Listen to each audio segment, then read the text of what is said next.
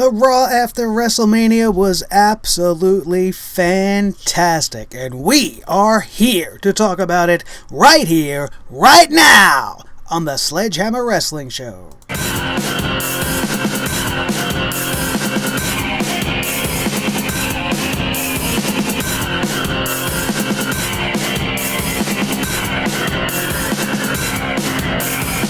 Sledgehammer Wrestling Show.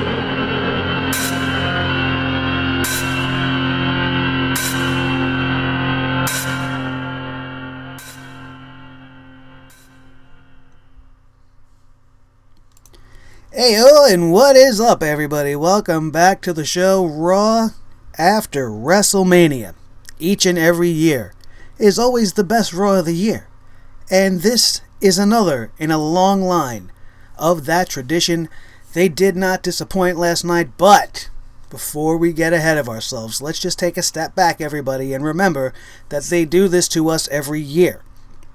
And eventually, we're going to start to feel the effects of this high wearing off, and hopefully we do not go back to anything that we were witnessing in 2016, and that this reboot, this shake-up, "'tis time to shake things up around here," as the boss came out tonight to say, and we'll talk a little bit about that in a minute, but we'll have to see how that develops and changes things in the future. I am Nick Nightmare. Welcome back to the Sledgehammer Wrestling Show right here on Sledgehammer TV, the newest and one and only YouTube channel rising to the top of the world in the YouTube wrestling community, and it's all thanks to you guys. Do not forget to hit that like button and subscribe if you have not done so already, to stay on top of everything we're doing so that you get notifications. And to be sure of that, make sure you hit that little bell, the little ding bell, and that'll make sure that you know every time a new video goes up, every time anything's going to be posted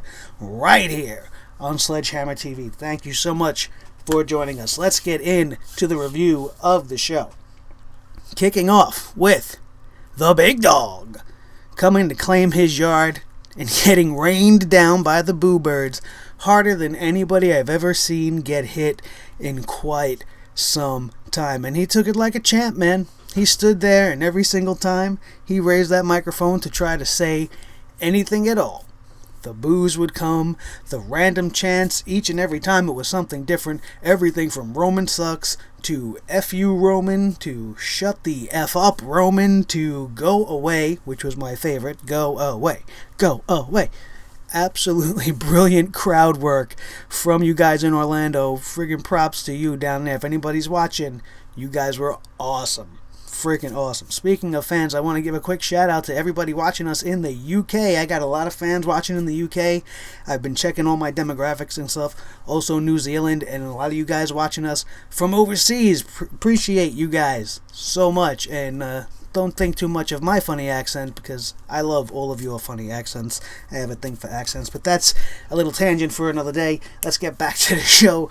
Roman Reigns had only one thing to say: "This is my yard now." And then he dropped the mic and walked away, but the boos and the jeers from the crowd did not stop.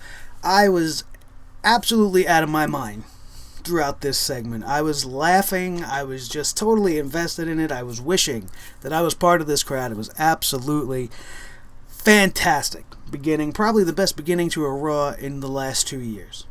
Absolutely fantastic. And they did not lower the mics, and even if they did, there's no way you can fight a crowd that rabid. It's going to come through unless you cut them completely, which you cannot do. You cannot silence the fans, especially on the night after WrestleMania, and that trend just continued throughout the night. It's fantastic. As a wrestling fan watching at home, you just take it all in, and you feel it, and you love it, and you wish you were there.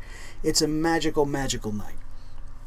Following Roman Reigns, we had the Raw debut of the Hardys, who actually came back and shocked, because we all kind of knew they were coming, but they shocked the world at WrestleMania, continuing their expedition of gold and getting those titles off of Gallows and Anderson, defeating the Club, Enzo and Cass, and Sheamus and Cesaro at WrestleMania in that awesome ladder match, which could have used a little more time, but everything was so long that it was at the end, it was absolutely perfect for the scenario at the end.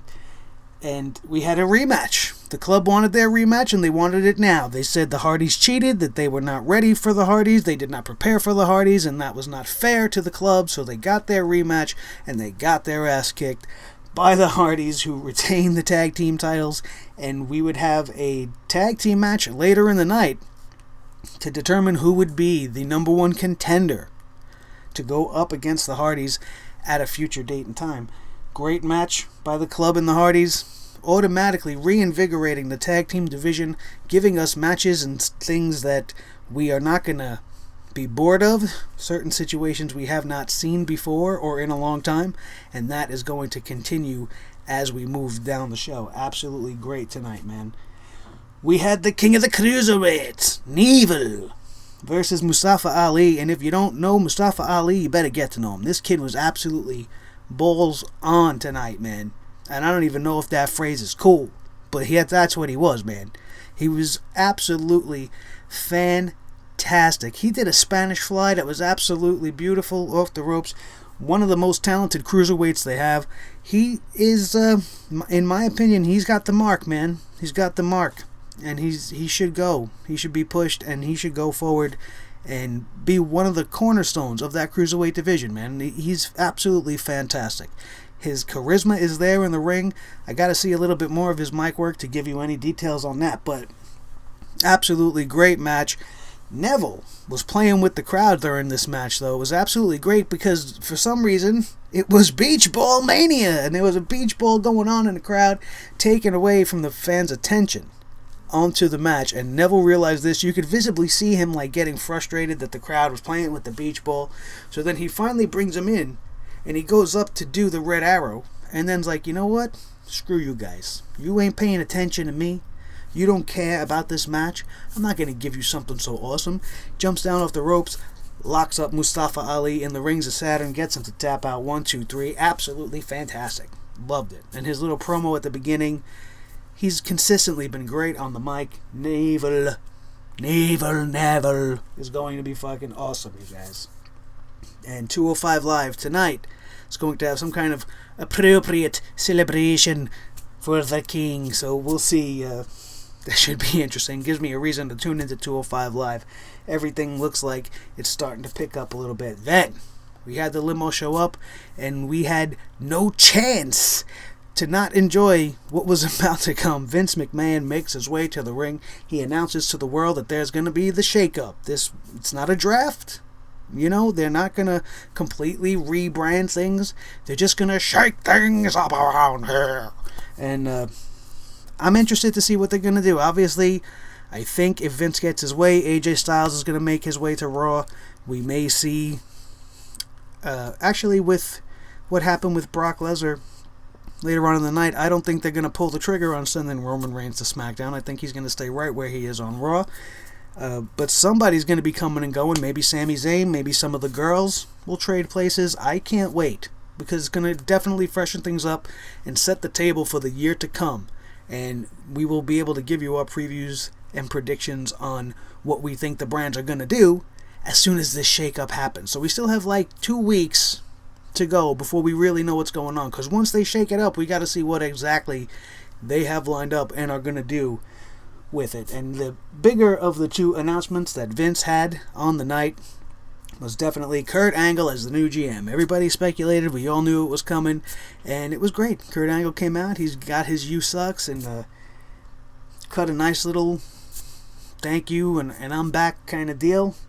Vince McMahon, very interestingly, when Kurt comes out, says as he's giving him the mic, "You better do a good job," which I thought, classic Vince, heel Vince.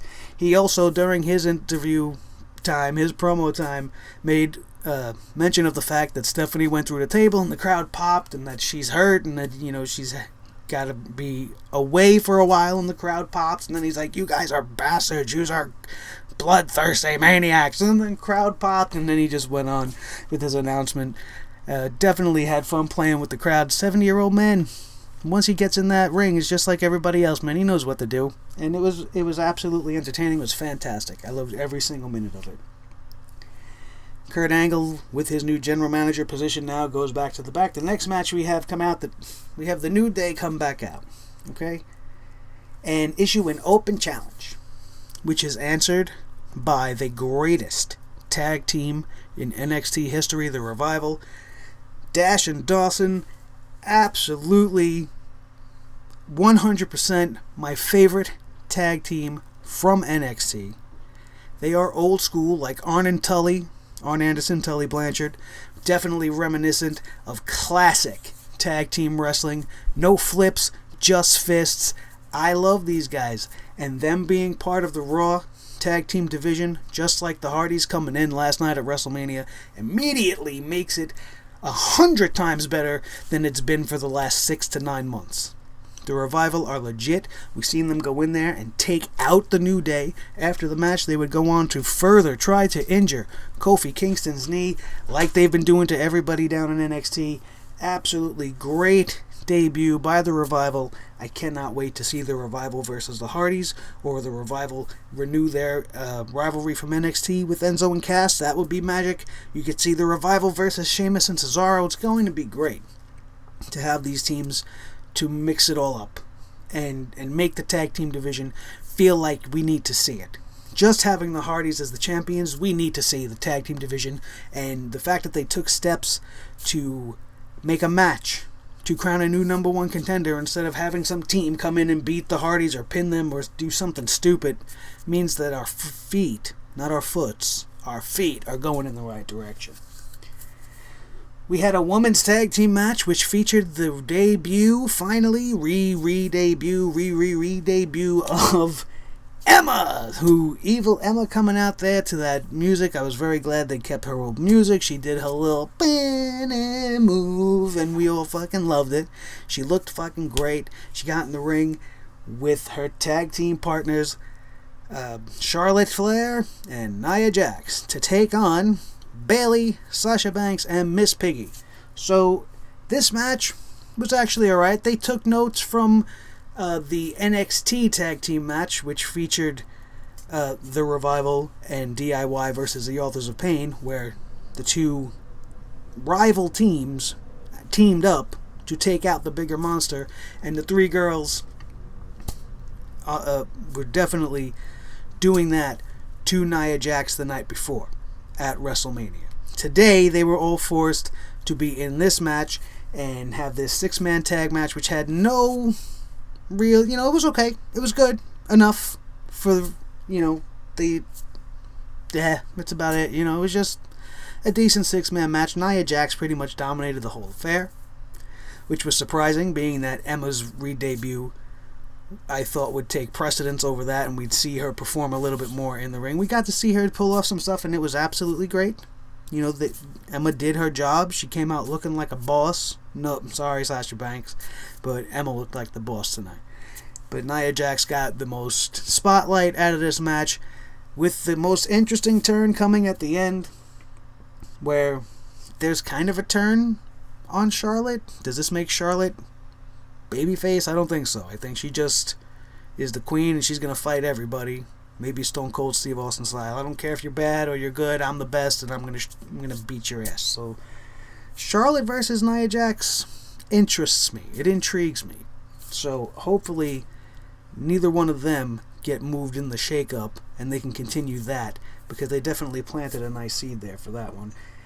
And, the good girls won, which caused that whole incident between Charlotte and Nia. And that was about it for the women's division tonight. We had Paul Heyman, the Advocate, come out with his client Brock Lesnar, and Heyman did a great job shilling the company line. I was not happy with the fact that he tried to put over the next match for Brock Lesnar being Roman Reigns. It was a very clever play and a very clever line, though. It's time to talk about the 2 in 23-2, because there's only been 2 men to have beaten The Undertaker now at WrestleMania, so now they have to have a squaring off of some sort. That's what Paul Heyman was alluding to. I do not agree, nor does many of you. I'm sure we do not want to see Brock Lesnar versus Roman Reigns again in any way, at any show ever. We want to see Brock Lesnar versus Finn Balor as the cloud. Maybe it's in the cloud, but the crowd made it very clear. We want to see Brock Lesnar versus Samoa Joe. We want to see Brock Lesnar versus Braun Strowman, which is who would come out to interrupt Paul Heyman's little rant, coming out there saying, you want challengers? You want challenges? Challenge me. And he stood his ground and whatever, and they had this very, very intense stare down between the two. You didn't know who was going to throw the first punch, if a punch was going to be thrown.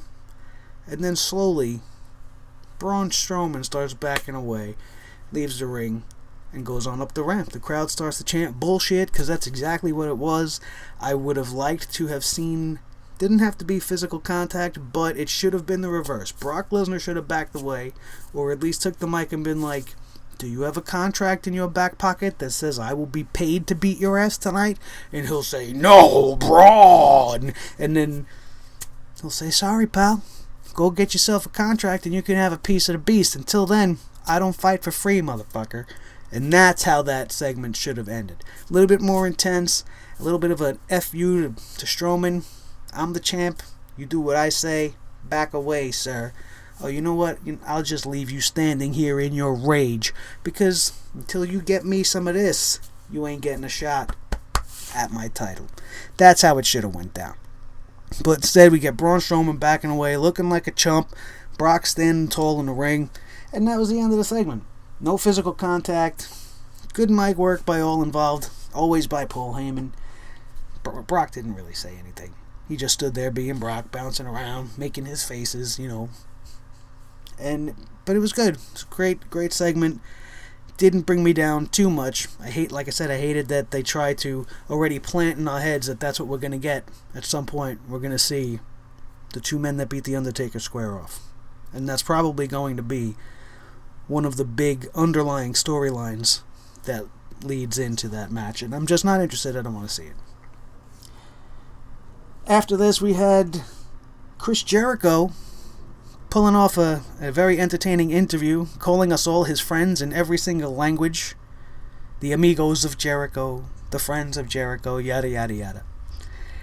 And then he would get his ass beat, ambushed by Kevin Owens and Samoa Joe in the back so badly to the point where he would not be able to compete in the match that was announced at the top of the hour, which was Chris Jericho and Seth Rollins taking on Kevin Owens and Samoa Joe.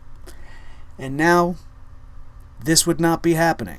Kurt Angle would assure Seth Rollins that he will find him an adequate tag team partner for the match in the main event later on that night. We had Sami Zayn versus Jinder Mahal for some reason. Jinder, the juice man, looking like his friggin' veins were going to pop right out of my television. And I don't understand why he was even in the Andre the Giant Memorial Battle Royal, let alone being number 2 at the end, which is one of his gripes. I should have won the Memorial Battle Royal. There was a little altercation earlier in the day where Sami Zayn was talking to Kurt Angle saying, hey, listen, I was friends with Foley, I want to be friends with you. To that point, didn't look like Kurt Angle was really feeling Sami Zayn, because as Sami turned to walk away, he kind of rolled his eyes a little bit. And then, but in between, as this was all happening, Jinder Mahal would interrupt and air his grievances for being thrown out of the Battle Royal by Gronk, which I guess is a valid complaint, but go the hell away, Jinder Mahal. Nobody wants to see you. And that was the end of that segment. And this match, I'm going to be honest with you, I didn't really pay attention. I watched Sami Zayn come out, and I didn't really watch the rest. I had better things to do with my time. I was checking the boards, I was looking at Twitter, seeing what everybody was saying. I did not watch this match. So I cannot fairly judge it. I only seen the lead up to it. And I'm sure Sami looked great. I know Sami got the win. Of course, they're not going to give it to Jinder. And Sami definitely hindered Jinder with the upcoming shake-up. I keep wanting to call it a draft, but it's not. It's just going to probably be a couple of trades. And that's about it. And they'll make a big pomp and circumstance deal over the whole thing. We'll see what happens. Finally, we have Seth Rollins versus Kevin Owens and Samoa Joe. All the guys are in the ring. waiting for the surprise entrant, and who is it? None other than Finn Balor, finally making his main roster return after the injury that was caused by Seth Rollins, the guy he's coming out there to bail out. And they had a fantastic match. Finn Balor in the end would hit the coup de grace on Kevin Owens, get the pin for his team, and get the win. There would be an awkward stare down between Finn Balor and Seth Rollins. Very, very uncomfortable. You can see the tension between the two. As if to say, I know, I don't forget, I remember it was you. I'm here to play with you tonight. But I'm coming for you, dude. You could see that in his eyes. But Seth Rollins took his hand, they raised it up as the victors of the tag team match, and that was pretty much your Raw. On Raw Talk, we had a little segment by Bill Goldberg where he went live with no script and just pretty much thank everybody and talk about his family again, over and over and over, but without dragging it down or knocking it. He was pretty much saying he was done, but then he really ended by saying, well, never say never. So what did we pretty much accomplish? Nothing. He's going away for a while. He'll probably be back. We know Vince wants him back for a few big matches, maybe sell some pay-per-views off his name again. He did have a run, whether you want to call it successful or not. It was a run. It was what it was. It served its purpose. Brock is our Universal Champion right now, and it's all thanks to Bill Goldberg. And that was it. It was a thank you to us. We all said thank you to him. He brought his son in the ring again. He cried to his wife and blah, blah, blah. So Goldberg's going away. And then, really, Raw Talk pissed me off. We're going to talk about this. The few little mistakes of Monday Night Raw was obviously, one, not giving Matt Hardy a live mic. Why they just came out and wrestled and you didn't give him a few minutes to talk and tease and allow the universe to relish in the fact that broken Matt Hardy is here. I don't think Matt Hardy's broken. And Raw Talk is further proof of that. Matt Hardy has been on podcasts, news reports, television networks where he has never once broken character. As from the time he's adopted this persona, he has never broken character in a public forum, on screen, on the internet, on air, on radio. He has been consistent until now. I gave him a pass on Wrestlemania and on the Raw show because they didn't give him a mic. But now they're doing a live interview with Renee Young and Jerry the King Lawler, and Matt Hardy's just being Matt Hardy. Kind of fading in and out of it, but not really committing to it at all. He would talk and say, oh, we're just really happy to be back, and then he would do like the like a little laugh to himself, like a but never full on, like, yes, the 7 deities, and we're the greatest tag team in space and time, and all the things that he's supposed to be saying. It's not being said, so they're holding back, and I don't know why. Maybe there's going to be a Hardy split, and they're waiting for that to happen.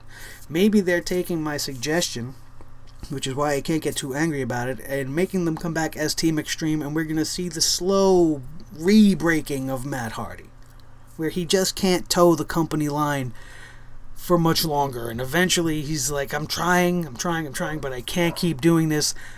I'm going to break again, and then everything will be broken, and they can sell the t-shirts and everything and make the whole shitload of money that Matt Hardy's going to be able to print for Vince McMahon. So they may just be holding it until all the pieces are properly in place, and that's what I can hope for. Because them just being Team Extreme is going to die away very quickly. Look at what happened with the Dudleys. They should have had the Dudleys come in as the Dudleys and then have Bubba Ray turn on Devon, as Devon was planning to leave the company anyway, and establish the Bully Ray character. Call him something else, because I know we're anti-bully in the WWE, but if it's a character, you should be able to get away with it, because he would be a prime example of what you're going to be working against and what you want to be fighting against. You don't want bullies, and here we have a bully in the WWE. You could have so much exposure for your campaign just through that, and on top of it, You would have Bully Ray, one of the greatest heels TNA had ever seen. When they allowed him to do what he had to do, he made the Aces and Eights faction where he got pretty much everybody over underneath his wing. Devon was also a part of it. It was fantastic. And Bubba Ray definitely deserved better than to be put out by Gallows and Anderson, and now he's doing his own thing with Tommy Dreamer at the House of Hardcore, and they got Team 3D Academy firing up, and they got the new location hitting the East Coast, where I'm a little upset about because it's all the way in Connecticut, and it's like 2 hours away, and I wanted to go there because they don't just do wrestling, they teach, commentary and production and television, as far as wrestling goes, and I thought that I would take advantage of that, being that they were going to be in the Northeast, but it's 2 hours away, man. It's 2 hours away from my house. And that's just in a general, I put it in generally, Danbury, Connecticut, in the Google Maps, and it's 2 hours away. I can't be driving 4 hours every day. I have to work and do this class at the same time. I don't know. Maybe I could figure it out. I don't know. I don't know if there'll be enough time. Maybe I have to go to Bed Bath & Beyond. I don't know. I just don't know. But we'll see where we go with that. That's a little bit of a side tangent as well, but that was one of my biggest problems with the Raw after WrestleMania. No Hardys on the mic, and when we did get them on the mic for the Raw talk, it was not what we were looking forward to seeing. The other little thing I was upset with was the main event and how it ended up turning around. Some of us here in the community have expected Finn Balor to turn and join Triple H and Kevin Owens and Samoa Joe, and I thought tonight was the night, man. I thought he was going to get through this match and at the end turn on him, or maybe this was like initiation into the match. They would have had into the group. They would have had this match. Finn Balor would have had to go through Samoa Joe and Kevin Owens, and if he was able to win the match, he would be part of the group, so he would turn around and kick Seth Rollins' ass, and you have that Hulk Hogan type babyface turn, that NWO moment, and then you have Evolution 2.0, or whatever they're going to call it, the new Evolution, Extreme Evolution, whatever it is, and that would have been perfect. Triple H, Finn Balor, Samoa Joe, Kevin Owens. Fantastic stable. And it would have worked, but it doesn't look like that's where they're going. And to have Finn Balor be a part of a team with the guy that put him out on his first night back just doesn't make sense. It was a great match, and I loved every minute of it. I'm just saying, if you really look at it, it doesn't make much sense. I wouldn't be coming to bail anybody out. I know it's what my general manager said, but as soon as he went for the tag, I would have jumped off the apron, been like, I'm sorry, bro. You took my whole life from me, man. You took my title from me. You took my run. You took everything we had planned. And in the meantime, my company that I love went to shit while I was away. So I'm not happy. I'm not happy at all. And I'm not going to be here to save you. So I didn't really like that. And that also, as I said earlier, I didn't like Paul Heyman positioning Roman Reigns and Brock Lesnar's match. It's just unnecessary. It's almost as if they knew that they couldn't have Roman say that, so they didn't have him say anything at the beginning. All you're going to do is say one line, you let the crowd do whatever they're going to do, say this one line and walk away. That was his plan. And we'll have Heyman tell everybody about the impending you and Brock. Instead of having Roman coming out being like, yeah, I beat The Undertaker, and now I want the Universal title, you have Paul Heyman subtly drop the little mini bombs. And I didn't like the taste of it. So, all in all, a fantastic Raw. But as I said at the top of the show, let's not get too excited. Guarantee, no matter how they shake things up, a few weeks from now, Bucky Beaver and the gang, Kevin Dunn and Vince McMahon and friends, will find a way to ruin everything. Looking very forward to SmackDown later tonight, just in a few hours, as a matter of fact, and I'm hoping that they treat it with the same intensity as they treat the Raw after WrestleMania. The rumors are going around that they are trying to do just that, and that they're going to want to make the Tuesday night show a continuation from WrestleMania and make it just as big as the Raw after WrestleMania, and they have a very, very tough job tonight to try to top what the gang on the red brand gave us for Raw last night. Thank you very much for being here with me today. Don't forget to subscribe if you want to listen to the audio podcast while you're on the go. We have exclusive audio podcasts available right now on iTunes, Stitcher Radio, and Podbean. Don't forget, if you feel you can afford it, to support us on Patreon. There are some perks and cool stuff going on over there. Check out patreon.com for more information on that. I am Nick Nightmare. This is Blue the Snowball Microphone. Fucking Raw. We don't get to say that often, but yeah, absolutely rawsome, baby. I freaking loved it. Thank you so much for being here, and I am out of here.